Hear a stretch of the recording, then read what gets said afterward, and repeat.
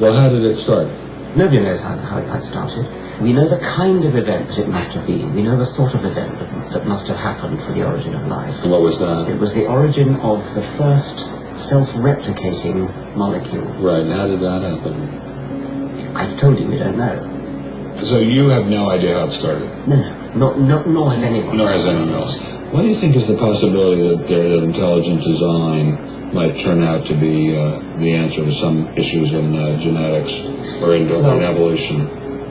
It could come about in the following way. It could be that at some earlier time, somewhere in the universe, a civilization evolved by probably some kind of Darwinian means to a very, very high level of technology and designed a form of life that they seeded onto perhaps this planet.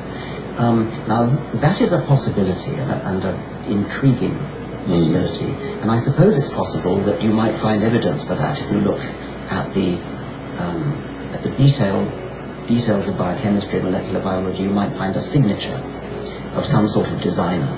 Wait a second. Richard Dawkins thought intelligent design might be a legitimate pursuit? And that designer could well be a higher intelligence from elsewhere in the universe. But that higher intelligence would itself have had to have come about by some explicable or ultimately explicable process. He couldn't have just jumped into existence spontaneously. That's the point. So Professor Dawkins was not against intelligent design, just certain types of designers, such as God.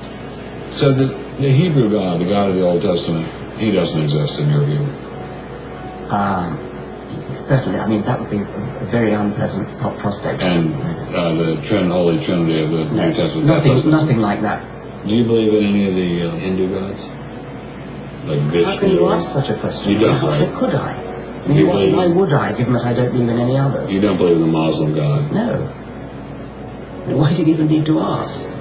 Well, I just wanted to be sure. So you don't believe in any God anywhere? Any God anywhere would be completely incompatible with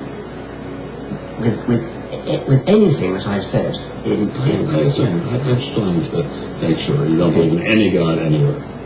No. What if after you died you ran into God? He said, "What have you been doing, Richard? I mean, what have you been doing? I've been trying to be nice to you. I gave you a multi-million-dollar paycheck over and over again with your book, and look what you did." Bertrand Russell had that point put to him. He said something like, "Sir, why did you take such pains to hide yourself?" But if the intelligent design people are right, God isn't hidden. We may even be able to encounter God through science, if we have the freedom to go there.